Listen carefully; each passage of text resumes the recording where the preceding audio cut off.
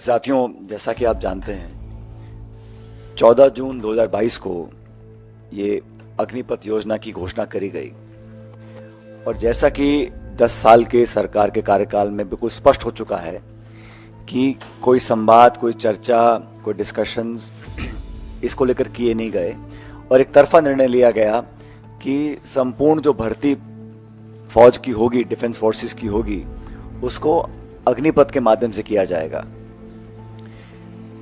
कहा यह गया कि सेना की जो औसत आयु है वो ज़्यादा हो रही है, उसको कम करना है।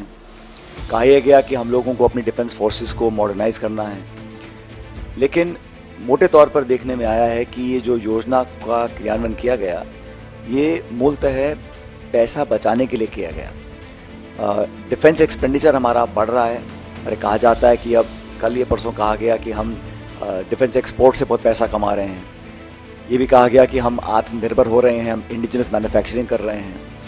अगर हमारे डिफेंस डिपार्टमेंट को इतनी आमदनी हो रही है और हम लोग इतने सक्षम हो रहे हैं, तो सबसे ज़्यादा महत्वपूर्ण ये होगा कि हमारे जो शौर्यवीर सैनिक हैं उनके जीवन के लिए, उनकी भर्ती के लिए, उनकी नौकरी, पेंशन, परिवार की सुख सुविधाओं के लिए हम लोग संसाधन को जाहिर करें।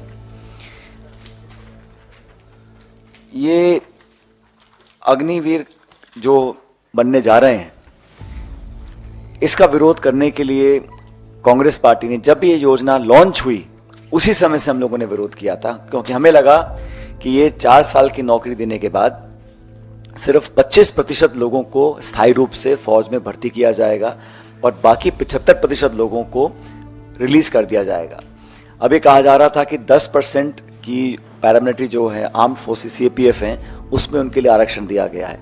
लेकिन जो एक्स सर्विसेजमैन के लिए जो ऑलरेडी रिजर्वेशन है, उसमें सिर्फ 2.49% सरकारी पद भरे गए हैं।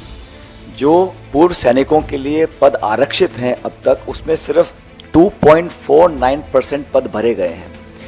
फिर कहा गया कि अलग अलग स्टेट गवर्नमेंट्स अनाउंस करेंगी कि जो 75% अग्निवीरों को हम छोड़ देंगे वो कहाँ अब्जॉर्ब होंगे। एक आध राज्य ने किया है, बाकी राज्यों ने किया नहीं।